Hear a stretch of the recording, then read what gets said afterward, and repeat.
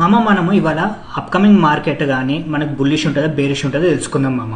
So మనమైతే నేను Nifty ఇండెక్స్కి అయితే వెళ్ళిపోయినా నేను. సో వీక్లీ టైం ఫ్రేమ్లోకి వెళ్ళిన ఏదైనా స్టాక్ కానీ ఇండెక్స్ కానీ ఫస్ట్ మనం వీక్లీ టైం ఫ్రేమ్లో అనాలిసిస్ చేయాలి. So the best time frame ఇది. సో ఇక్కడ వీక్లీలో సో మనకి ఇదేమో ఆల్ టైమ్ అయితే బ్రేక్ అయింది అని మనకు తెలుస్తుంది. అండ్ ఈ క్యాండిల్ కూడా ఒక బుల్లిష్ క్యాండిల్ అయితే ఫామ్ అయింది ఈ వీక్కి అనేది మనకు అర్థమవుతుంది. So well and good. So మనం డైలీ టైం ఫ్రేమ్లోకి ఎంటర్ అయిపోదాం. సో మనకు డైలీ టైం ఫ్రేమ్లో ఇక్కడ చూసుకోండి ఆల్ టైమ్ ఐ బ్రేక్ అయిపోయింది.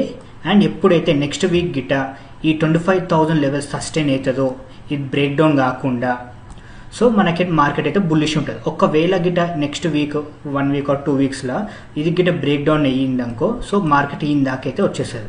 సో వచ్చే ఛాన్సెస్ అయితే చాలా అంటే చాలా ఉంటాయి.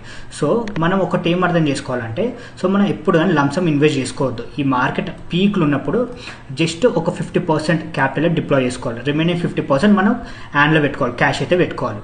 సో మనము ఏ స్టాక్లో ఇన్వెస్ట్ చేసినా ఒక 50 to 60% ఇన్వెస్ట్ చేసుకోండి. సో రిమైనింగ్ అమౌంట్ అయితే చేలో పెట్టుకోండి.